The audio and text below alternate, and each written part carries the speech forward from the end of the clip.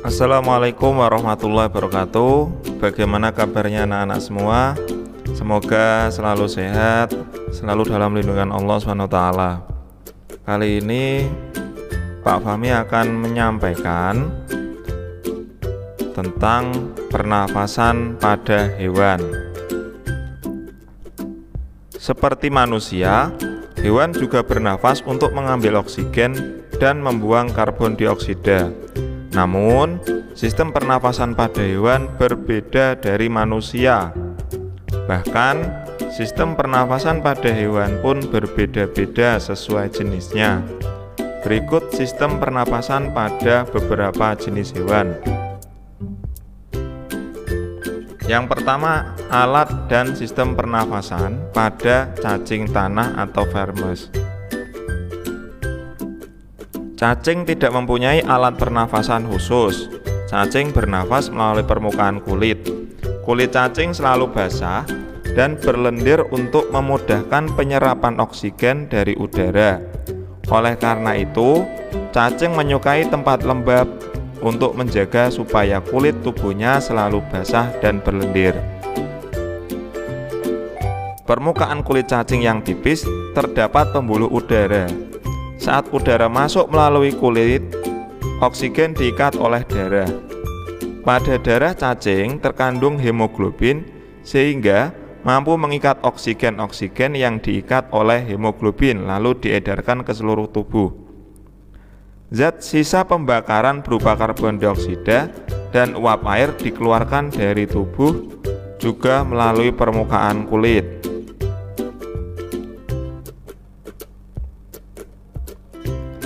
Selanjutnya,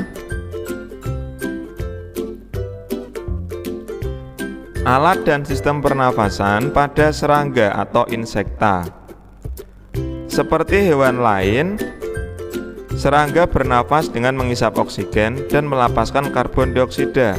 Namun, pada pernafasan serangga berbeda dengan hewan lain. Alat pernafasan serangga berupa trakea, yaitu sistem tabung yang memiliki banyak percabangan di dalam tubuh. Percabangan trakea disebut trakeola. Trakea mengedarkan oksigen langsung ke semua sel tubuh dan organ serta menyerap karbon dioksida dari semua sel tubuh untuk dibuang. Udara memasuki trakea melalui pori-pori kecil di permukaan tubuh serangga yang disebut spirakel. Selanjutnya, udara beredar melalui pembuluh udara kecil. Sel-sel tubuh mengambil oksigen langsung dari pembuluh udara kecil itu. Karbon dioksida dari sel akan mengalir ke trakeola, lalu dibuang melalui lubang spirakel. Selanjutnya, alat dan sistem pernafasan pada ikan atau pisces. Semua makhluk hidup, termasuk ikan, memerlukan oksigen supaya tetap hidup. Pengambilan oksigen ini melalui proses pernafasan yang melibatkan organ pernafasan. Ikan bernafas dengan organ khusus mirip saringan yang disebut insang. Insang berbentuk lembaran tipis berwarna merah muda dan selalu lembab. Insang terdapat di belakang rongga mulut pada kedua sisi kepala ikan. Biasanya, insang dilindungi oleh selaput atau rangka yang disebut tutup insang atau operkulum. Di balik tutup insang ini terdapat 4 deret insang yang saling tumpang tindih. Pada insang terdapat pembuluh darah halus. Pembuluh darah itu dapat menyerap oksigen yang terkandung dalam air dan melepaskan karbon dioksida dari darah. Insang juga berfungsi sebagai alat pengeluaran garam-garam dan sebagai penyaring makanan.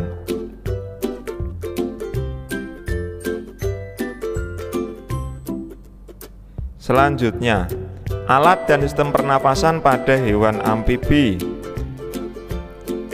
Katak termasuk hewan amfibi, yaitu hewan yang hidup di darat dan di air. Saat masih berupa kecebong, katak hidup di dalam air dan bernafas menggunakan insang. Insang kecebong terletak di luar tubuhnya dan terdiri atas lembaran-lembaran kulit halus yang mengandung kapiler darah. Setelah berumur 9 hari, kecebong bernafas menggunakan insang. Dalam insang akan menyusut seiring mulai berfungsinya paru-paru dan katak muda pun tumbuh menjadi katak dewasa. Katak dewasa bernafas menggunakan paru-paru dan permukaan kulit. Di dalam paru-paru terdapat banyak gelembung udara yang sangat kecil, berselaput dan penuh dengan kapiler darah. Di dalam gelembung udara, oksigen diserap oleh karbon dioksida dikeluarkan. Selain dengan paru-paru, katak juga bernafas melalui kulit. Permukaan kulit katak selalu basah agar memudahkan penyerapan oksigen dari udara.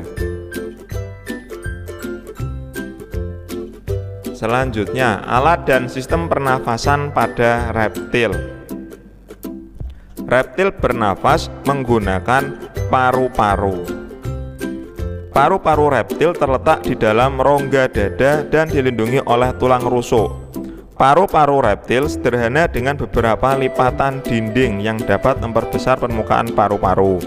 Namun, paru-paru kadal dan buaya lebih kompleks dengan beberapa belahan dan bertekstur seperti spons. Selanjutnya, alat dan sistem pernafasan pada burung atau aves. Burung bernafas dengan sepasang paru-paru. Paru-paru burung terletak di dalam rongga dada. Udara yang mengandung oksigen masuk melalui lubang hidung pada pangkal paruh sebelah atas. Selanjutnya, udara masuk ke pembuluh udara yang disebut trakea. Dari trakea, udara sebagian masuk ke paru-paru dan sebagian lagi masuk ke kantong udara. Kantong udara burung berfungsi sebagai tempat menyimpan udara saat tidak terbang. Burung menghirup udara sebanyak-banyaknya. Udara yang dihirup itu kemudian disimpan dalam kantong udara. Saat terbang, burung tidak menghirup udara melainkan mengambil dari kantong udara. Kantong udara juga membantu burung saat terbang, membantu mencegah hilangnya panas tubuh yang terlalu besar dan memperkeras suara. Yang terakhir, alat sistem pernafasan pada mamalia. Mamalia adalah jenis hewan yang menyusui anaknya. Ada dua jenis mamalia, yaitu mamalia darat dan mamalia air. Mamalia darat misalnya kambing, sapi, kerbau, dan kuda. Mamalia air misalnya paus, duyung, dan lumba-lumba. Alat pernafasan pada mamalia yaitu paru-paru. Pada mamalia air, hidungnya dilengkapi dengan katup.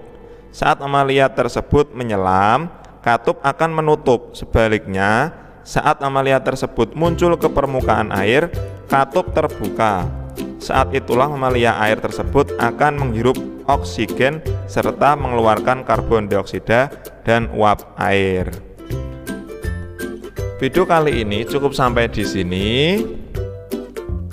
Jangan lupa selalu makan makanan yang bergizi, rajin berolahraga, rajin mencuci tangan, jika keluar rumah selalu pakai masker. Wassalamualaikum warahmatullahi wabarakatuh.